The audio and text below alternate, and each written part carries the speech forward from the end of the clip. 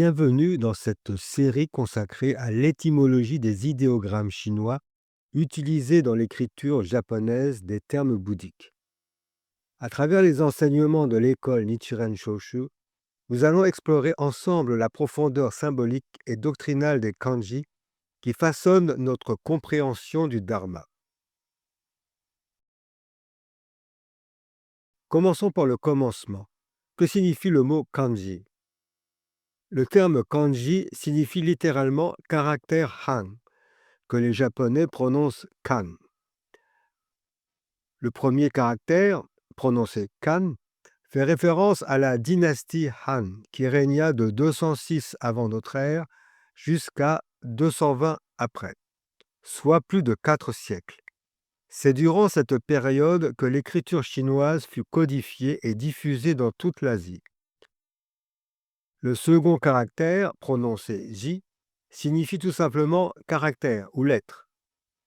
C'est sous les Han que les sinogrammes prennent leur forme classique, notamment avec le style d'éclair appelé jishu, plus lisible et mieux adapté à la copie des textes religieux.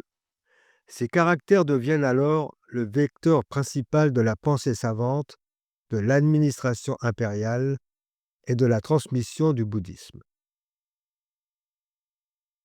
Les kanji sont introduits au Japon au 5e siècle en provenance de la péninsule coréenne.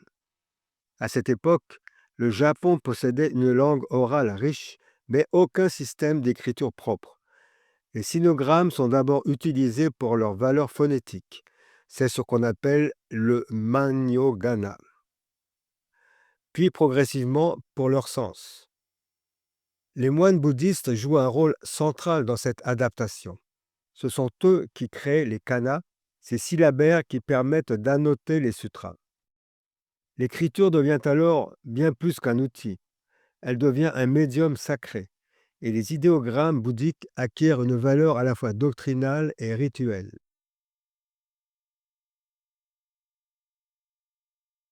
Le bouddhisme arrive au Japon au VIe siècle, accompagné de textes traduits en chinois classique. 7 siècles plus tard, au XIIIe siècle, s'appuyant sur le Sutra du Lotus, en japonais Hokkekyo, le grand maître Nichiren fonde une école appelée à l'époque Nichiren Hokkeshu, l'école du lotus de Nichiren, qui deviendra au XXe siècle la Nichiren Shoshu. Dans une lettre adressée en remerciement d'une offrande de vêtements, Nichiren écrit ces mots remarquables. Le Sutra du Lotus est constitué de 69 384 idéogrammes. Chacun d'eux est un Bouddha. Chacun d'eux est un Bouddha. La pratique principale instaurée par le grand maître est la récitation du Daimoku, Nam-myoho Renge-kyo, dont chaque idéogramme incarne une dimension du Dharma d'une profondeur insondable.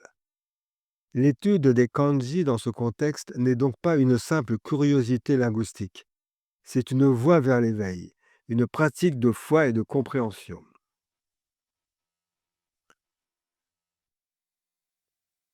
Dans ce deuxième épisode, nous explorons le kanji Ho, central dans les enseignements bouddhiques et omniprésent dans l'école Nichiren Shoshu. Que signifie-t-il? D'où vient-il? Et comment incarne-t-il la loi universelle du Dharma? Le kanji Ho, qui se prononce Fa en chinois, signifie loi, méthode ou principe.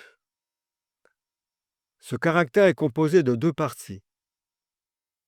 À gauche, la partie qu'on appelle Sanzui, la clé de l'eau, c'est la forme simplifiée de l'idéogramme Mizu qui signifie eau.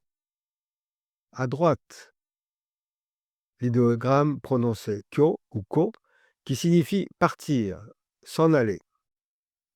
L'origine étymologique de Ho combine donc l'idée de l'eau qui s'écoule de manière régulière et constante avec le concept de partir ou de suivre un cours. L'eau suit naturellement des lois physiques immuables dans son écoulement. Et c'est de cette image que naît le sens abstrait de loi et de règle. Dans la Chine ancienne, ce caractère évoquait l'idée que la loi devait être aussi impartiale et universelle que l'écoulement de l'eau. Elle coule de la même manière pour tous, sans discrimination. Aujourd'hui, le kanji Ho est utilisé dans de nombreux mots composés comme Hoho, la méthode, Horitsu, la loi juridique, Buppo, la loi bouddhique, le dharma. Dans les sutras, Ho désigne à la fois le contenu du sutra et la loi, le dharma qu'il révèle. L'idéogramme Ho présente 3 niveaux de lecture. Premier niveau, la loi cosmique, l'ordre naturel des choses, l'impermanence, l'interdépendance, la vacuité. Attention, il ne s'agit pas d'une loi régissant l'univers, mais de l'absolu auquel le Bouddha s'est éveillé. Deuxième niveau, la loi enseignée, les paroles du Bouddha, les sutras, les préceptes. Troisième niveau, la loi réalisée, la compréhension intérieure, l'éveil, la mise en pratique. Dans la Nichiren Shoshu, Ho est inséparable de Myo. Ensemble, Myo-ho désigne le dharma merveilleux, subtil, profond. C'est ce dharma que le grand maître Nichiren révèle comme étant la voie directe vers l'éveil dans l'époque de la fin du dharma, Mappo.